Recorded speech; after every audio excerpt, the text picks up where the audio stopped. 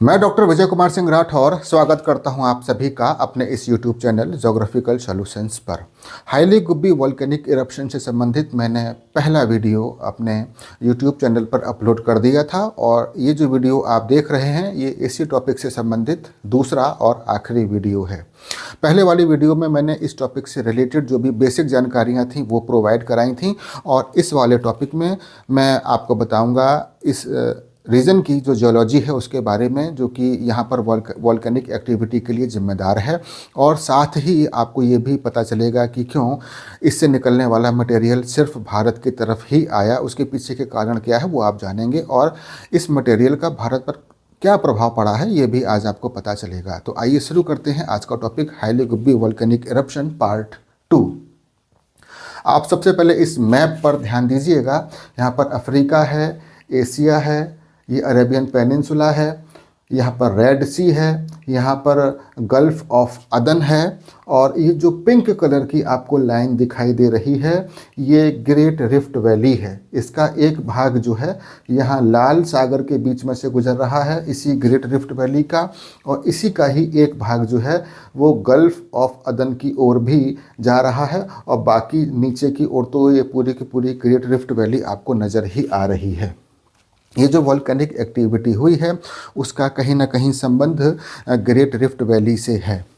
Great rift valley के इस वाले पोर्शन पर आप ज़रा ध्यान दीजिएगा। ये वाला जो पोर्शन है ना, इसको कहा जाता है ईस्ट अफ्रीकन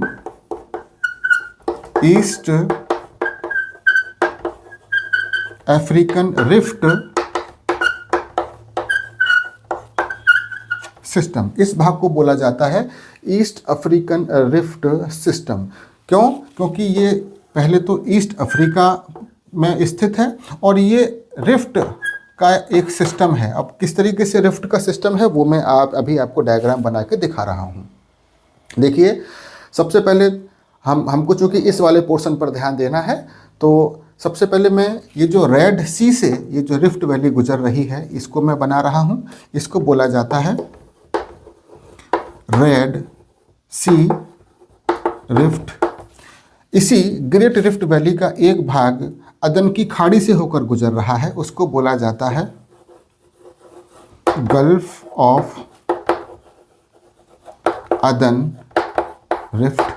और बाकी की जो ग्रेट रिफ्ट वैली है वो तो अफ्रीका में आ ही रही है पूरी की पूरी। आपको ये दिखाई दे रहा होगा ऐसे, ये इथियोपिया से होकर गुजर रही है, इसलिए इसको बोला जाता है इथियोपियन रिफ्ट। Ethiopian rift. ये 3 रिफ्ट हैं, आपको यहाँ पे दिख रही हैं, मैंने यहाँ बना दी हैं। और आप एक चीज़ देख रहे होंगे कि ये तीनों की तीनों जो रिफ्ट हैं वो एक पॉइंट पर आकर मिल रही हैं। अब इनके चारों ओर कौन कौन सी टेक्टोनिक प्लेट स्थित हैं वो भी आप जान लीजिए। जैसे इस जगह पर जो टेक्टोनिक प्लेट है उसका नाम है अरेबियन प्लेट, और इस जगह पर जो टेक्टोनिक प्लेट है इस जगह पर ये जो पूरी की पूरी टेक्टोनिक प्लेट है इसको कहा जाता है अफ्रीकन प्लेट। और ये जो अफ्रीकन टेक्टोनिक प्लेट है ये 2 भागों में टूट गई है इस रिफ्ट के कारण। ये वाली जो रिफ्ट डेवलप हो गई है इसके कारण ये जो अफ्रीकन प्लेट थी ये 2 भागों में ब्रेक हो गई है। राइट साइड वाला जो भाग है उसको बोला जाता है सोमालियन प्लेट, सोमालियन प्लेट। और ये जो लेफ्ट साइड वाला जो अफ्रीकन प्लेट का जो बचा हुआ भाग है, ये जो पूरी की पूरी अफ्रीकन प्लेट है, अब उसको बोला जाता है न्यूबियन प्लेट।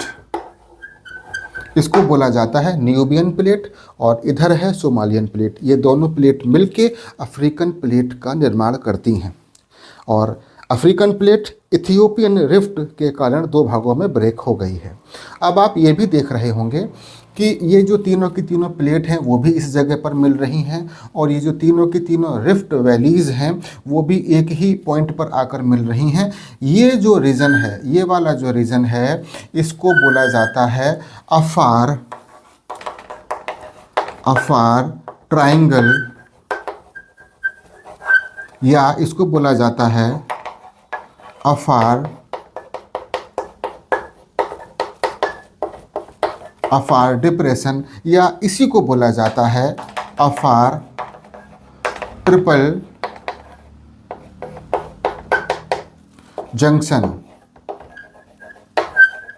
अफार ट्रिपल जंक्शन, इस पोर्शन को बोला जाता है अफार डिप्रेशन। डिप्रेशन इसलिए बोलते हैं क्योंकि ये जो एरिया है ये अपने अगल बगल के एरिया से थोड़ा सा गहराई में स्थित है, नीचे की ओर दबा हुआ है, इसलिए इसको अफार डिप्रेशन बोला जाता है। अफार ट्रायंगल भी बोला जाता है और इसको अफार ट्रिपल जंक्शन भी कहते हैं। ट्रिपल जंक्शन क्या होते हैं? ट्रिपल जंक्शन वो होते हैं जहाँ पर 3 प्लेट्स इंटरेक्ट करती हैं या 3 प्लेट्स मिल रही होती हैं, और ये जो 3 प्लेटें हैं अरेबियन, न्यूबियन और सोमालियन, वो इस जगह पर मिल रही हैं, इसलिए इसको ट्रिपल जंक्शन भी कहा जाता है। इसको ट्रिपल जंक्शन भी कहा जाता है। अफ्रीका का जो निम्नतम बिंदु है, जो लोवेस्ट पॉइंट है, वो है असल लेक, ASSAL, असल लेक। ये अफ्रीका का लोएस्ट पॉइंट है और ये स्थित है जिबूती। जिबूती देश है इस जगह पर। यहाँ पर अफ्रीका का ये जो है लोएस्ट पॉइंट है असल लेक, वो स्थित है, और ये जो असल लेक है वो इसी अफार डिप्रेशन में पाई जाती है। इसी अफार डिप्रेशन का जो उत्तरी भाग है, ये जो अफार डिप्रेशन है, इसका जो उत्तरी भाग है उसको बोला जाता है दानाकिल डिप्रेशन, DANAKIL, दानाकिल, इसको बोला जाता है दानाकिल डिप्रेशन। जैसे कि मान लीजिए ये है अफार रीजन, ये पूरे का पूरा अफार रीजन है, इसका जो उत्तरी भाग है उसको कहा जाएगा दानाकिल डिप्रेशन, और ये जो वॉल्केनिक इरप्शन हुआ है वो दानाकिल डिप्रेशन में ही हुआ है। अक्सर जब आप इंटरनेट पे पढ़ेंगे तो कहीं पर लिखा होगा कि ये जो वॉल्केनो है वो अफार डिप्रेशन में पाया जाता है, कहीं आप पढ़ेंगे कि ये जो वॉल्केनो है वो दानाकिल डिप्रेशन में पाया जाता है। दोनों ही अपनी जगह बिल्कुल सही हैं, लेकिन मैं आपको क्लियर कर देता हूं कि ये जो दानाकिल डिप्रेशन है वो अफार डिप्रेशन का उत्तरी भाग है ना, और ये जो वॉल्केनो है वो वॉल्केनो इसी दानाकिल डिप्रेशन में पाया जाता है। तो दोनों ही बातें ठीक हैं। ये जो वॉल्केनो है वो दानाकिल डिप्रेशन में भी पाया जाता है और अफार रीजन में तो वो है ही। तो दोनों तरीके से ये बात कहना बिल्कुल सही है। अब आपके मन में एक सवाल होगा कि क्यों आखिर इस एरिया में, क्योंकि ये जो एरिया है, ये जो ईस्ट अफ्रीकन रिफ्ट सिस्टम है, ये जियोलॉजिकली बहुत ज़्यादा एक्टिव एरिया है। यहाँ पर बहुत ही ज़्यादा वॉल्केनो पाए जाते हैं। यहाँ पर सिस्मिक एक्टिविटीज़, अर्थक्वेक की घटनाएं भी बहुत ज़्यादा होती हैं, और रिफ्ट वैलीज़ भी यहाँ पर बहुत ज़्यादा बनती रहती हैं। आए दिन हलचल होती रहती है जो ज़मीन है उसमें, और आप देख रहे हैं कि 3 रिफ्ट वैली एक ही पॉइंट से जनरेट हो रही हैं, और एक बड़ी प्लेट जो थी वो आज की डेट में 3 प्लेटों में टूट चुकी है। अरेबियन प्लेट उधर चली गई, न्यूबियन प्लेट इधर है, सोमालियन प्लेट इधर है, और अगर इन तीनों ही प्लेट्स के मूवमेंट को देखा जाए तो अगर इथियोपियन रिफ्ट के अलोंग अगर ये दोनों प्लेट के मूवमेंट को देखा जाए तो सोमालियन प्लेट इस डायरेक्शन में जा रही है, न्यूबियन प्लेट इस डायरेक्शन में जा रही है। ये जो रेड सी रिफ्ट है, ये जो लाल सागर है, अगर इसके अलोंग देखा जाए तो अरेबियन प्लेट इस डायरेक्शन में जा रही है, न्यूबियन प्लेट इस डायरेक्शन में जा रही है, और ये जो गल्फ़ ऑफ अदन की ये जो रिफ्ट है इसके अलोंग अरेबियन प्लेट इस डायरेक्शन में जा रही है और सोमालियन प्लेट इस डायरेक्शन में जा रही है। तीनों की तीनों प्लेटें अलग अलग डायरेक्शन में मूव कर रही हैं, विपरीत दिशाओं में जा रही हैं, और ये जो तीनों रिफ्ट वैली बनी हुई हैं ये चौड़ी होती चली जा रही हैं और ब्रॉड होती चली जा रही हैं। इसके पीछे का कारण क्या है? अगर इसके पीछे के कारण की बात कहें तो वो है मेंटल प्लूम।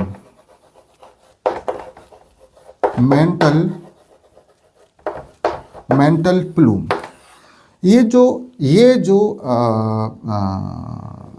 डिप्रेशन का ये जो एरिया है, ये जो अफार डिप्रेशन है क्रस्ट पर, इसके नीचे मेंटल में एक मेंटल प्लूम की स्थिति है। अब ये मेंटल प्लूम क्या होते हैं? ये जो होते हैं मेंटल में जो हमारा मेंटल है अर्थ का भाग, उसमें ऊपर की ओर उठते हुए अपवेलिंग मैग्मा के कॉलम होते हैं, स्तंभ होते हैं मैग्मा के। इसमें मैग्मा क्या करता है, ऊपर की ओर उठता है और ऊपर जो क्रस्ट स्थित है उससे इंटरेक्ट करता है। ठीक है, जैसे ये मैग्मा ऊपर की ओर उठ रहा है, ये जो मैग्मा उठता है वो मेंटल कोर जो बाउंड्री होती है वहाँ से ये मैग्मा ऊपर की ओर उठता है। इस तरीके से ये कॉलम की तरह ऊपर उठता है और ऊपर जो क्रस्ट है, ऊपर जो क्रस्ट का भाग है, इस क्रस्ट के भाग से ये मैग्मा इंटरेक्ट करता है और उसका परिणाम क्या होता है कि यहाँ की जो क्रस्ट होती है वो कमज़ोर हो जाती है। क्रस्ट कमज़ोर हो जाती है, क्रस्ट नीचे की ओर बैठ जाती है, क्रस्ट की पार्शियल मेल्टिंग भी हो जाती है और इसी मैग्मा के, ये जो मैग्मा अर्थ की क्रस्ट से टकरा रहा है, ये ऊपर आके लेटरली स्प्रेड हो जाता है, इधर चला जाता है, इधर चला जाता है, इधर आ जाता है, उधर चला जाता है। इसका परिणाम ये होता है कि पहले तो ये क्या करता है, उस प्लेट को तोड़ देता है। तोड़ने के बाद ये जो मैग्मा की ये जो ब्रांचेस बन गई हैं, कोई एक इस डायरेक्शन में जा रही है, कोई दूसरी डायरेक्शन में जा रही है, कोई ब्रांच तीसरी डायरेक्शन में जा रही है, तो वो अपने साथ ऊपर स्थित टूटी हुई जो प्लेट है उसको अपने साथ खींचता हुआ या अपने साथ ड्रैग करता हुआ ले जाता है और उसका परिणाम ये होता है कि प्लेट जो है, एक प्लेट 3 भागों में टूट गई है। ये वाली प्लेट इधर जा रही है, ये वाली प्लेट इधर जा रही है, ये वाली प्लेट इधर जा रही है। और ये जो रीज़न है वो जियोलॉजिकली बहुत एक्टिव भी है। उसके पीछे का प्रमुख कारण ये मेंटल प्लूम ही है और ये जो मेंटल प्लूम है इसी के कारण यहाँ पर सीस्मिक एक्टिविटीज़ भी होती हैं और वॉल्केनिक एक्टिविटीज़ भी होती हैं। क्योंकि ये जो क्रस्ट होती है वो बहुत कमज़ोर हो जाती है, उसमें कई सारे क्रैक्स और फ्रैक्चर्स डेवलप हो जाते हैं। तो ये मैग्मा जैसे ही उन फ्रैक्चर्स से बाहर की ओर निकलता है तो वॉल्केनिक एक्टिविटी हो जाती है और अर्थक्वेक भी आ जाते हैं। तो ये जो एरिया है, ये वाला जो एरिया है या ये जो अफार डिप्रेशन वाला एरिया है, यहाँ पर इसीलिए इसी कारण से यहाँ पर इतनी ज़्यादा वॉल्केनिक एक्टिविटी होती हैं। इसी कारण से यहाँ पर बहुत ही ज़्यादा सिस्मिक एक्टिविटी होती हैं, बहुत सारे भूकंप आते हैं और बहुत ही ज़्यादा यहाँ पर रिफ्टिंग का प्रोसेस बहुत ज़्यादा चल रहा है। तो इसके पीछे का प्रमुख कारण है मेंटल प्लूम की स्थिति। ये जो रीज़न है, इसके नीचे ज़मीन में मेंटल प्लूम, ज़मीन में नहीं मतलब मेंटल में बहुत अधिक गहराई से मेंटल ऊपर की ओर उठ के आ रहा है और अपने ऊपर स्थित जो क्रस्ट का जो भाग है उससे टकरा रहा है और फिर वो लेटरली स्प्रेड हो जाता है, क्रस्ट को तोड़ देता है और क्रस्ट के टुकड़ों को अपने साथ बहा के ले जा रहा है, उनको ड्रैग करते हुए ले जा रहा है। तो यही मैकेनिज्म इस जगह पर होती है। इसीलिए ये क्षेत्र जो है वो जियोलॉजिकली बहुत एक्टिव है और यहाँ पर अक्सर वॉल्केनोज वॉल्केनिक इरप्शंस होते रहते हैं, अर्थक्वेक्स आते रहते हैं। अब एक प्रॉब्लम और आई थी कि इससे जो निकलने वाला जो वॉल्केनिक एशेस थी, जो धुआं था, जो गैसेस थी, वो यहाँ से ऊपर की ओर 14 किलोमीटर की ऊंचाई तक पहुँचने के बाद वो सीधे भारत की ओर उन्होंने रुख कर लिया। इसके पीछे का क्या कारण था उसको भी मैं अभी आपको बता देता हूँ। आपने जेट स्ट्रीम के बारे में ज़रूर सुना होगा। जेट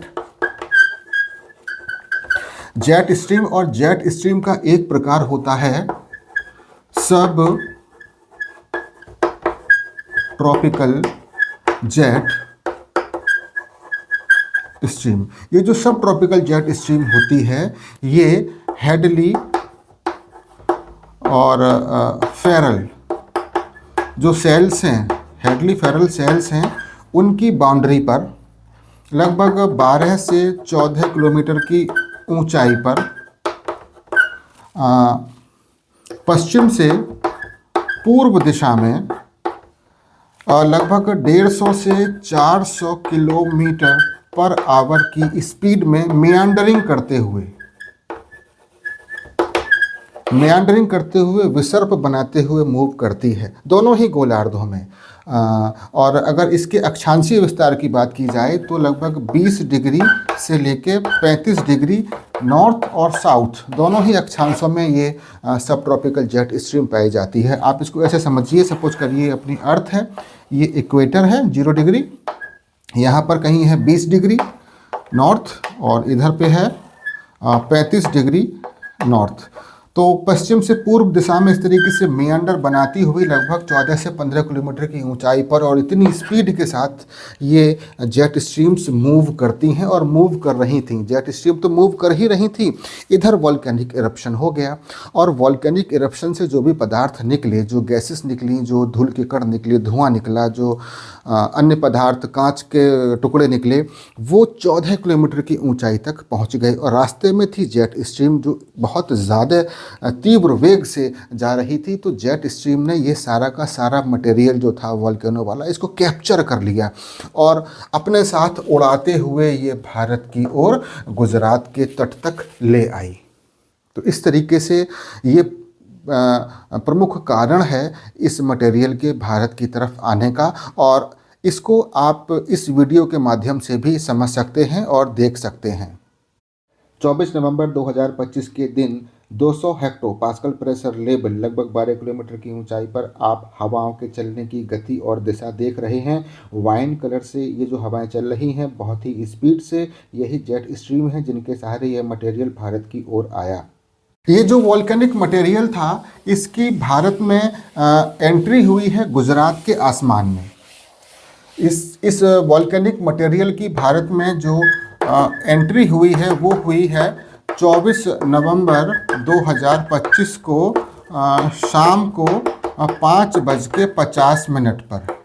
शाम को 5:50 पर ये वॉल्केनिक मटेरियल गुजरात के आसमान में एंटर इसने किया और भारत में लगभग 28 घंटे रहने के बाद, भारत में 28 घंटे रहने के बाद इस मटेरियल का जो एग्ज़िट हुआ है, ये जो वॉल्केनिक मटेरियल था जो कि जेट स्ट्रीम के साथ आ रहा था, जेट स्ट्रीम के साथ ही भारत में भी आया और जेट स्ट्रीम के साथ ही उड़ के चला गया। तो 28 घंटे ये भारत के आसमान में रहा है और इसका एग्ज़िट हुआ है 25 नवंबर 2025 को रात में लगभग 10:30 बजे। तो 28 घंटे तक ये मटेरियल भारत के आसमान में रहा है। अब इसका भारत पर क्या प्रभाव पड़ा है वो भी मैं आपको बता देता हूँ। अगर भारत के मौसम पर, उस समय के मौसम पर अगर इसके प्रभाव की बात की जाए तो मौसम पर इसका कोई भी प्रभाव नहीं पड़ा। क्यों? क्योंकि ये बस 28 घंटे तक ही रहा। अगर ये कुछ दिन मटेरियल रुक जाता भारत के आसमान में तो ये क्या करता, सूर्य से आने वाली जो किरणें हैं या जो इंसोलेशन है उसको रोक लेता और इसका प्रभाव ये होता कि धरातल पर सर्दी थोड़ा सा बढ़ जाती, टेम्परेचर डाउन हो जाता। लेकिन ऐसा नहीं हुआ है क्योंकि ये तो जेट स्ट्रीम के साथ ही आया और जेट स्ट्रीम के साथ ही घूमता हुआ निकल गया। दिल्ली और एनसीआर, दिल्ली और एनसीआर के AQI के बारे में चर्चा की जा रही थी कि एक AQI बहुत ज़्यादा इंक्रीज़ कर जाएगा अगर ये मटेरियल दिल्ली और एनसीआर के रीजन में नीचे की ओर उतरा। वैसा नहीं हुआ क्योंकि ये मटेरियल नीचे की ओर उतरा ही नहीं, ये उसी जेट स्ट्रीम की सीमा में ही, जेट स्ट्रीम के साथ ही उतनी ही ऊंचाई पर भारत के ऊपर से निकल गया है। तो ये मटेरियल अगर दिल्ली के ऊपर गिर जाता, अगर ये धूल के कण नीचे की ओर बैठना शुरू हो जाते तब AQI गड़बड़ाता, लेकिन ऐसा कुछ भी नहीं हुआ। लेकिन हाँ, ये जो हवाई यात्राएं थी उस दौरान की वो कुछ दिनों के लिए टाल दी गई थी। उसका प्रमुख कारण ये था कि ये जो वॉल्केनिक मटेरियल है इसमें कांच के टुकड़े पाए जाते हैं और जब ये कांच के टुकड़े हवाई जहाज़ के इंजन में घुस जाएंगे और हवाई जहाज़ के इंजन का तापमान होता है लगभग 1000 डिग्री सेल्सियस, उस तापमान पर ये कांच के टुकड़े पिघल जाएंगे और इंजन में चिपक जाएंगे और इंजन के पंखों में चिपक जाएंगे और उसका परिणाम फिर बहुत भयावह हो सकता है। कोई हवाई दुर्घटना हो सकती है और उससे बचाव के लिए भारत की सरकार ने उस समय कुछ हवाई यात्राएं जो हैं वो बंद कर दी थी। तो इस तरीके से मैंने आपको इस टॉपिक से संबंधित सभी जानकारियां उपलब्ध करा दी हैं। आपको ये टॉपिक कैसा लगा ये कमेंट बॉक्स के माध्यम से आप मुझे ज़रूर बताइएगा। धन्यवाद।